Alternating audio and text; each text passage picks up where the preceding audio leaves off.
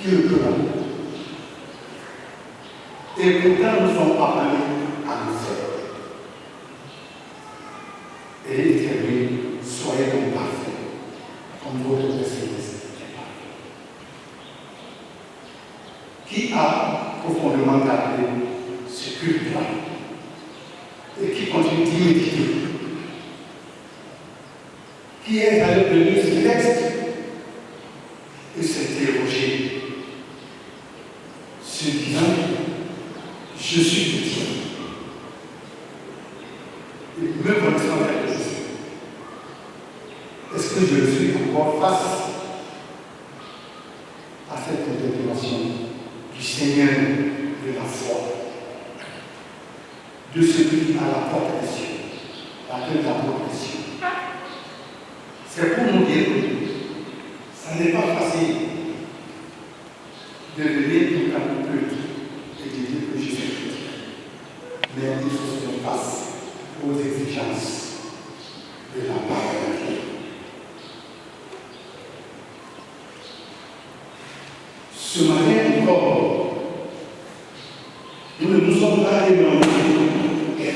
Nous servons sur la montagne, car ce texte, le dimanche dernier, fait partie du discours ou de la prédication de Jésus sur la montagne. Il commence au chapitre 5 par toute une série de béatitudes. Heureux, heureux, heureux les pauvres en esprit, heureux, heureux ceux qui ont fait soif, heureux les miséricordieux, heureux ceux qui procurent la paix, car ils seront appelés filles de Dieu. Heureux ceux qui sont persécutés pour la justice à leur Dieu. Heureux ceux qui ont nos ouvrages, dont vous persécutez, et qu'on dira faussement de vous, toutes sortes de mal, appelez-vous, réjouissez. Alors, ça va du verset du chapitre 7 au chapitre 7.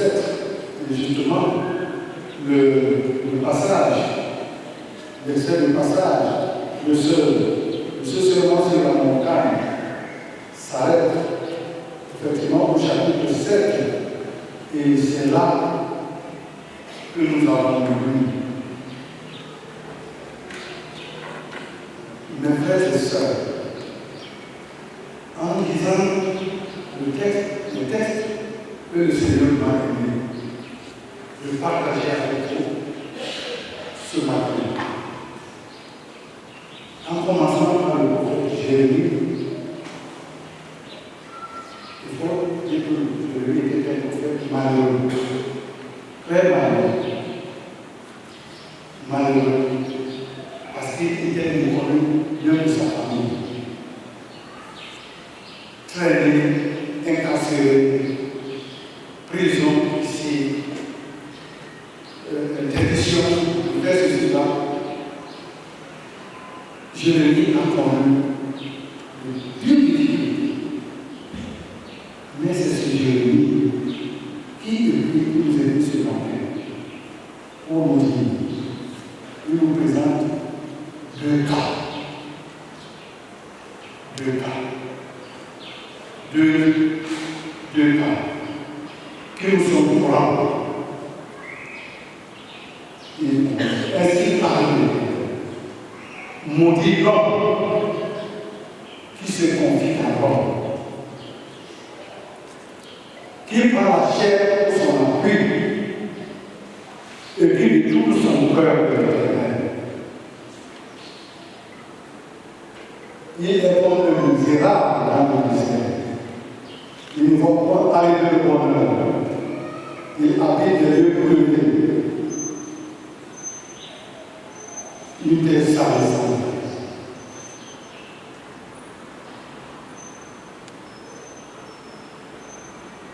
Il présente ce premier exemple négatif.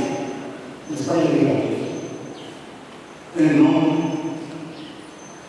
comme on dirait dans le langage camerounais, sans savoir.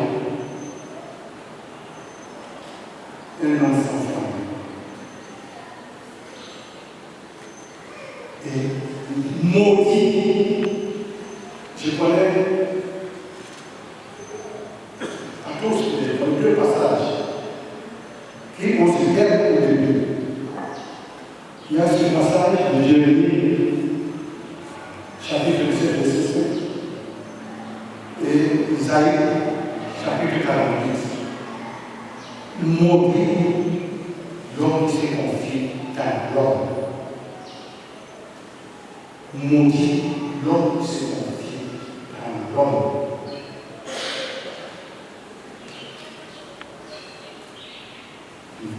Qui prend la chair pour son appui, j'allais dire comme son roc, comme son tour. Et malheureusement, et qui détourne son cœur de l'Éternel, le Seigneur. On se confie dans l'homme, pas à l'homme, dans l'homme. Mais on tourne le dos à Dieu.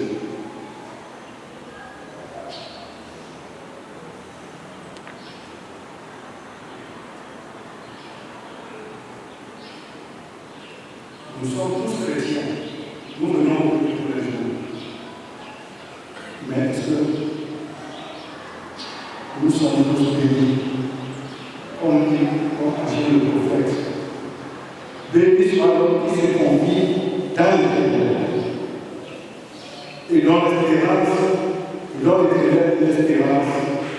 qui est convenable camper vers les autres, et qui étend ses racines vers le courant. Il n'aperçoit pas la chaleur quand il vient. Et son feuillage reste toujours vert.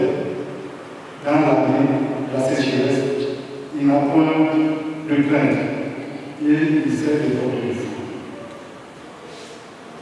Voilà. Deux états, deux personnes qui appartiennent à une catégorie. Quoi, prononce ton jugement sur toi. Tu viens tous les dimanches, pour ceux qui viennent tous les dimanches, et tu viens assez régulièrement. Voilà, deux cas. Dès lors qu'il a connu la meilleure souffrance dans sa vie, il n'a connu que l'emprisonnement, il n'a connu que le châtiment.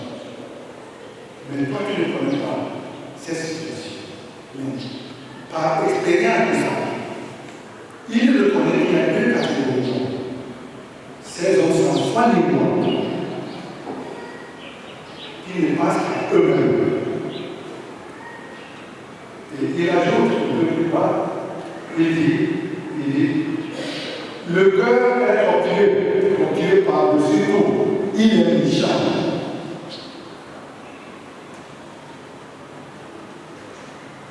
Donc, c'est le méchant.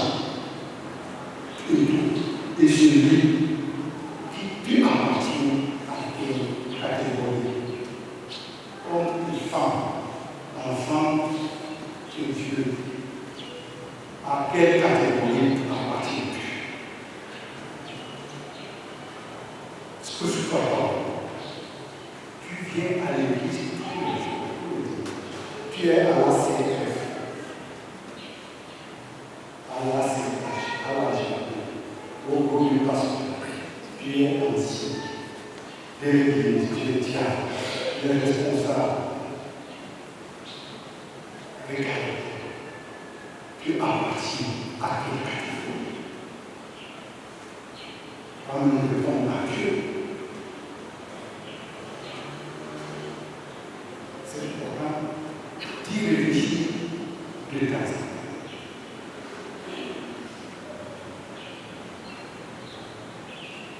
Nous avons une casse c'est le groupe, la vérité. Et nous y sommes. Et souvenons-nous de ce qu'il attend. Nous sommes à l'intérieur. Tu crois en Dieu. Tu crois que le Seigneur Jésus-Christ est ton Seigneur et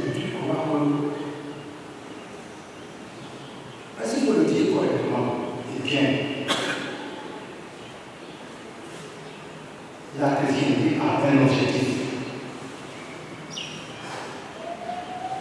Conduire le croyant au royaume de Dieu. C'est cela. C'est cela.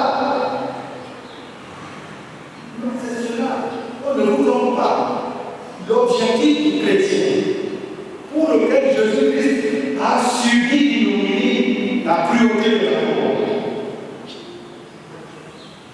Pour que l'homme soit assigné par sa foi, sa reconnaissance de Dieu au royaume de Dieu. Alors voilà deux cas. L'homme méchant, l'homme qui détourne son cœur du Seigneur. Il vient pour faire l'église de l'espace. Il va dans le ciel de prière. Il a là, il est, mais son cœur. La méchanceté n'arrive pas dans son cœur.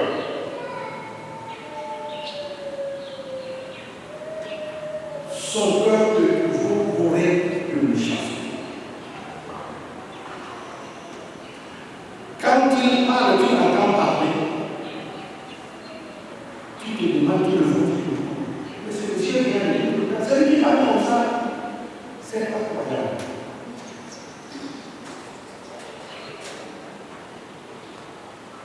Il parle avec des masses et cruellement.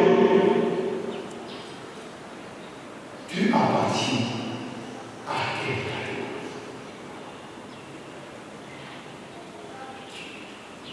Est-ce que vraiment, quand tu viens à l'église, tu viens de Dieu? Est-ce que tu es rassuré que Dieu est? Que tu as de Dieu? Parce que au culte, c'est bon. Mais il faut donner un sens à ta présence au culte.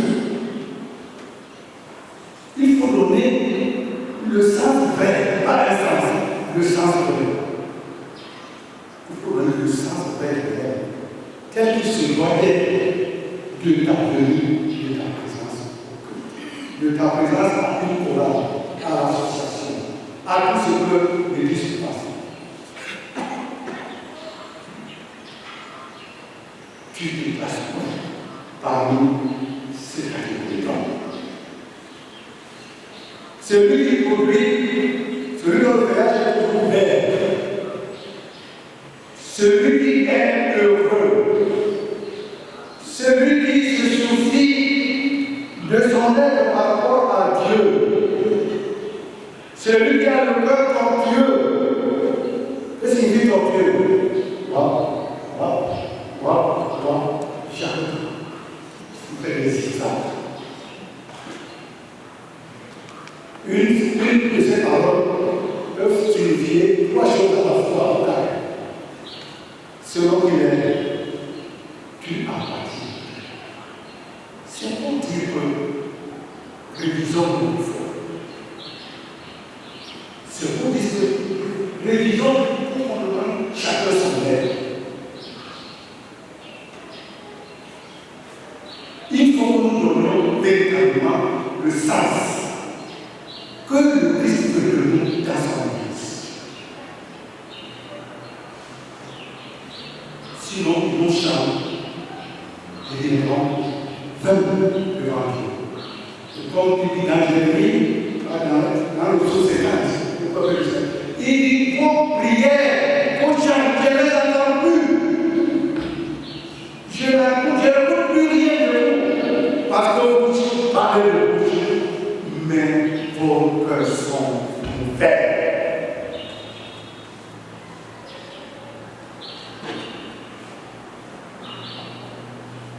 Mon frère, ma soeur, ma fille, mon fils, tu appartiens à quel genre d'homme parmi ceux-là?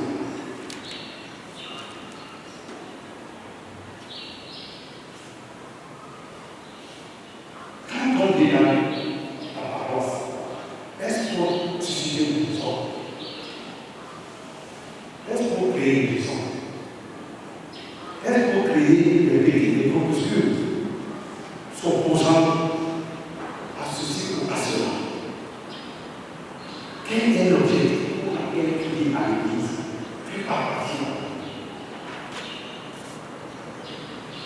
Quelqu'un me disait, l'association des femmes, l'association des hommes, je ne suis pas dans les associations, on est mal à l'aise. Les gens me disent, ah là, j'appuie même cette femme, moi je ne peux pas partir. Tu veux nous partir à quoi? Les hommes sont morts. La j'appuie, mourait. La CF, alors c'est la bagarre. Tu viens de quand les associations sont très bonnes, je vous assure que moi j'ai été à la GP de ma vie, mais ça édifie. Vous ne pouvez pas imaginer que votre présence a une association. Vous ne voyez que le mal, mais vous ne voyez pas le bien qu'on a dit aussi. C'est ça.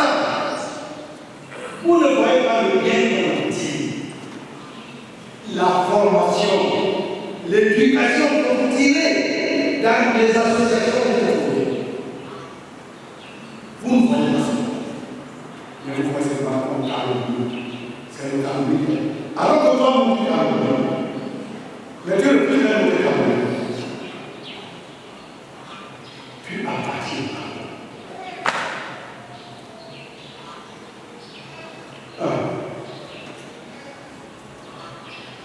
Il faut que chacun de nous se dise, je vais départiser, je vais à l'église. Tu te connais. Ce matin, on a parlé de 2 cas de personnes. Et toutes ces personnes qui viennent à l'église, c'est appartient à quelle catégorie?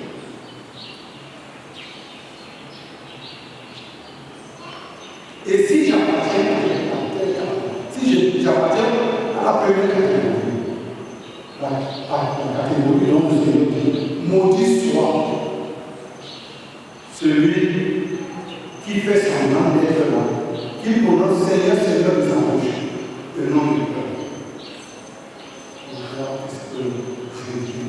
Quelle sera l'issue de ma présence dans l'église quand je ne serai plus? On ne cultive pas des champs pour cultiver. Pourquoi cultiver dans les champs? N'est-ce pas, c'est pour trouver des fruits, pour vendre et manger. On ne fait pas une activité pour rien pour perdre du temps. On fait une activité pour tirer un profit. Tu fais une activité, tu la mets en place pour en tirer profit. Donc quand tu viens à l'église, pourquoi? C'est pour que le Christ, pour que tu appartiennes à Christ, que Dieu te donne le pain. Que quand tu ne seras plus, que tu ne sois pas rejeté. Il y a déjà rejeté. Moi, je suis réputé. J'ai déjà vécu des choses. Je vous assure. J'étais avec mon oncle, papa Félix, qui vient souvent ici, à l'appel de Verviers, à une grande rivière. Pendant qu'il lance les permis dans l'eau, les blancs du corps. Après qu'il a fait tout l'océan là-bas, exactement. Il fait une fois, il va, il me dit, c'est pour vous dire que l'homme, la vie que nous voyons, nous sommes là, il n'est pas la fin de temps. Il faut que tu viennes à l'église pour chercher une bonne fin, une fin heureuse. Mais la pratique de la méchanceté, la pratique dont parle Jérémie, qu'est-ce que tu veux faire chez toi? La méchanceté.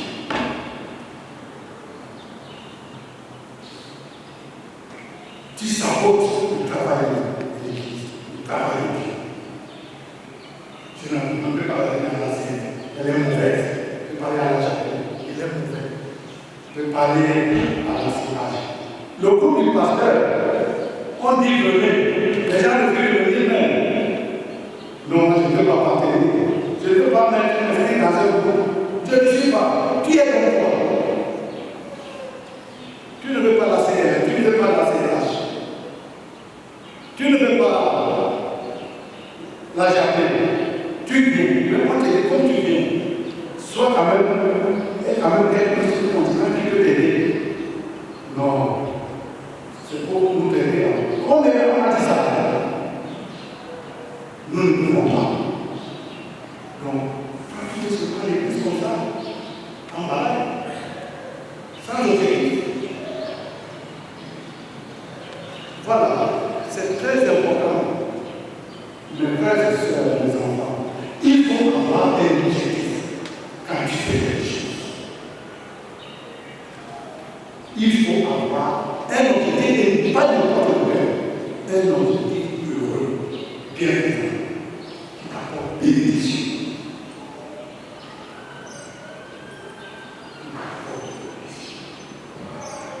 Tu parles avec tout le monde, avec le côté. Tu vas dire le contraire à l'autre. Et ce que tu lui dis, pas le poser. Parce que tu as menti. Ce n'est pas ce que tu as dit. Il va regarder l'autre. Quand tu le croises, il tourne les yeux. Il le regarde. Il ne vient pas faire quoi. Parce qu'elle n'a pas regardé, te dit à moi. Alors que tu m'as dit. Et tu viens à lui.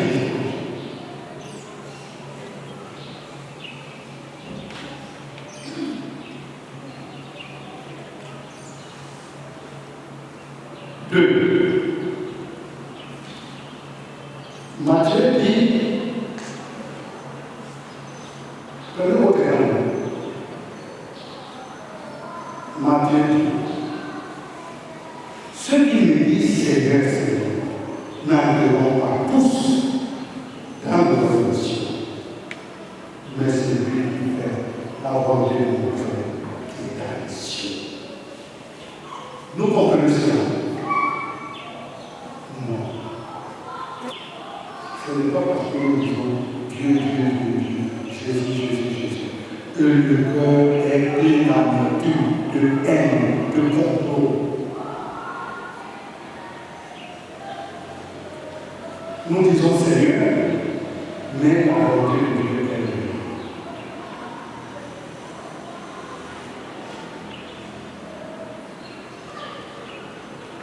C'est pourquoi il prend deux comme ça.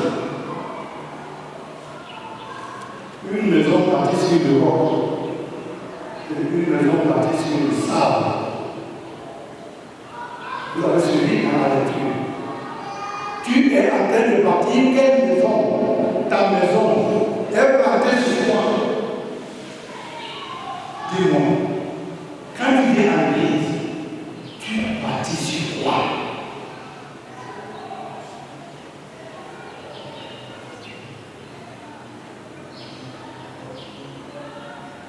Le sable, selon le Jérémie, comme le Jérémie parle de lui, c'est le sable.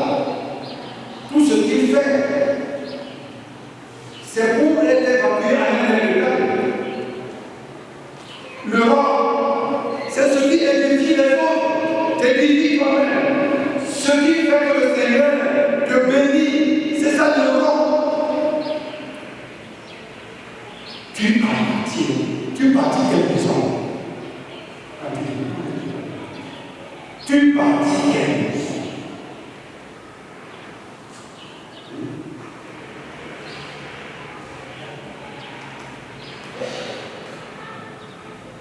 Dès que tu as la voix, tu te mets à parler de l'autre, tu ne sais même pas. Si c'est ce que tu dis, c'est l'autre qui parle avec c'est ce qu'il a fait. Tu bâtis quelle maison? Nous bâtissons quelle maison? Tu bâtis. Voici ce camp de ce beau talent. Magnifique, il est beau, très beau. Peut-être que nous ne pouvons pas imaginer la beauté. Il est très beau. Mais tu ne peux pas entrer dans un si beau. Écouter les paroles magnifiques, belles, sublimes. Et tu es dehors comme ça, une. 1 Corinthiens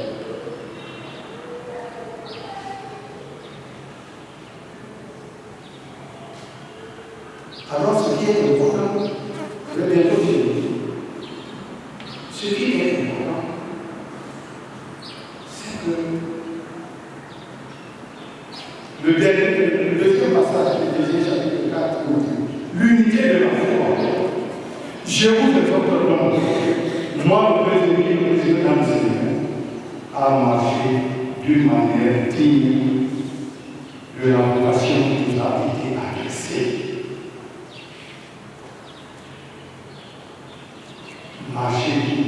Marchons d'une manière digne de la vocation. Qu'est-ce qu'une vocation? Les gens qui connaissent le Coran. Qu'est-ce qu'une vocation? Un professeur va le dire, dit que c'est une vocation. Non, je suis sérieux. Moi, je fais mal. Qu'est-ce qu'une vocation?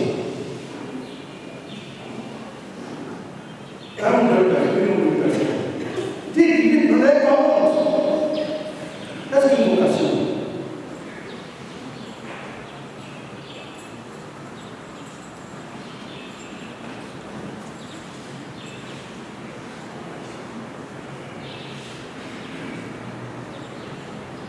Vous avez été appelés à servir Dieu.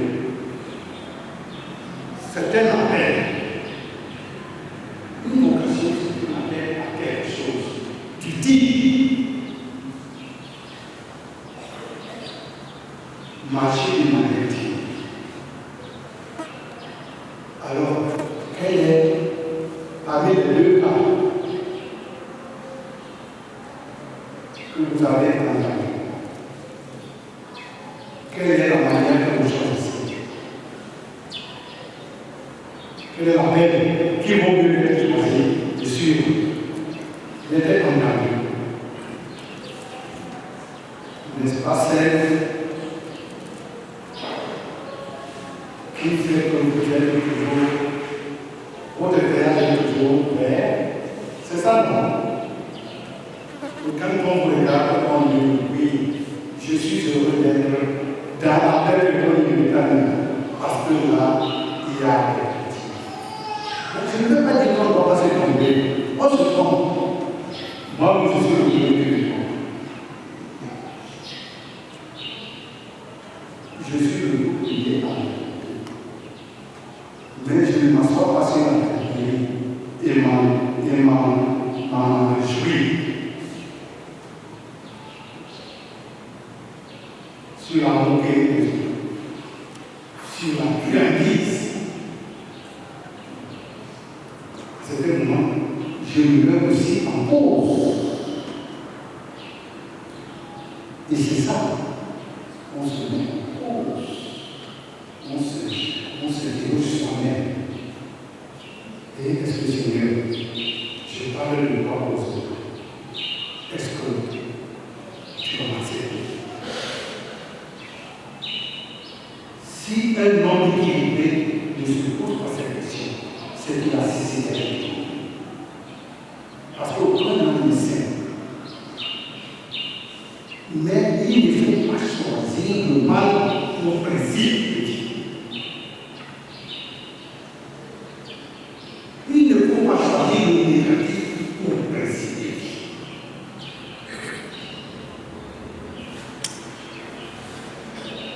Non. Je vous exhorte, moi le président dans le Seigneur, à marcher d'une manière digne de la vocation que vous avez adressée. En toute humilité et douceur, patience, avec patience, vous supportant les uns les autres, avec amour, c'est chanter le nom de Dieu avec amour. L'unanimisme n'est pas une bonne chose. L'unanimisme, c'est-à-dire, tout le monde dit ya. Comme nous le faisons dans nos assemblées, quand on se croyait, on se croyait, synodal, que l'assemblée générale. Que ceux qui sont d'accord disent oui. Oui! Mais on ne dit jamais. Et quand on dit ceux qui sont d'accord disent non.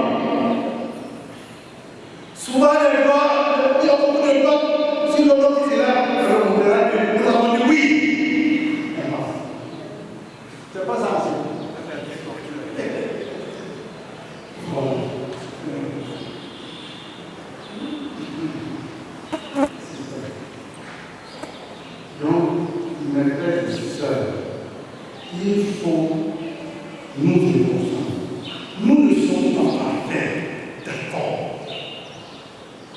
nous ne le sommes pas.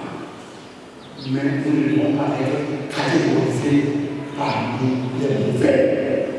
Nous refusons d'être catégorisés parmi les négatifs. Amen. Au groupe qui donne satisfaction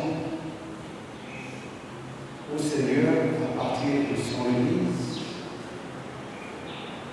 au groupe dont le village est toujours vert, qui s'alimente de Christ lui-même, que chacun de nous aille donc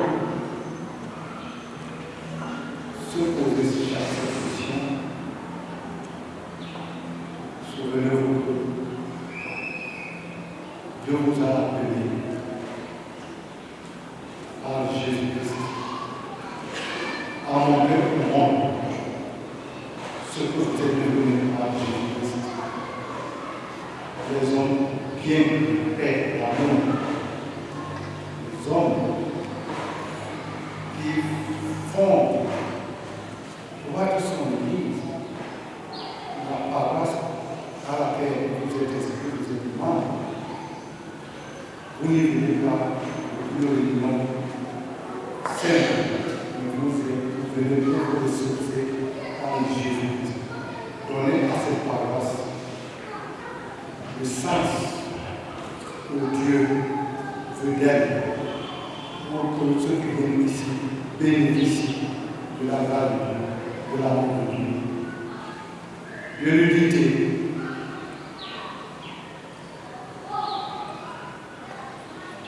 Recevez les exhortations de la bénédiction du Seigneur.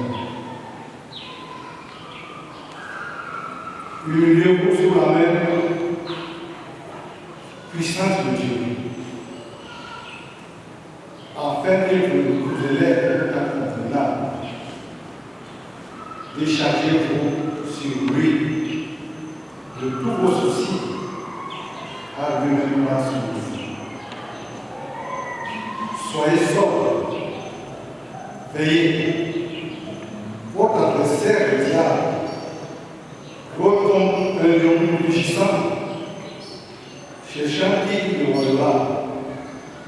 Résistez-lui avec une foi ferme, sachant que les mêmes souffrances sont imposées à vos frères et sœurs dans le monde.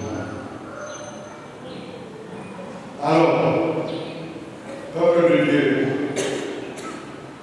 serviteur de Jésus-Christ, le Dieu de toute grâce, qui vous a appelé en Jésus-Christ à sa gloire éternelle, après que vous aurez souffert un peu de temps, vous perfectionnera lui-même, vous affermira, vous fortifiera, vous rendra inébranlable et vous fera lui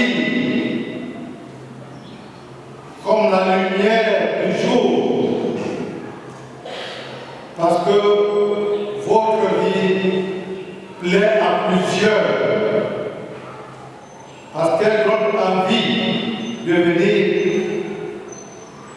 sur le chemin de Christ comme vous. À lui seul, la puissance, la gloire, la souveraineté et à vous la paix, l'unité et l'amour en abondance. Amen. Saluez-vous.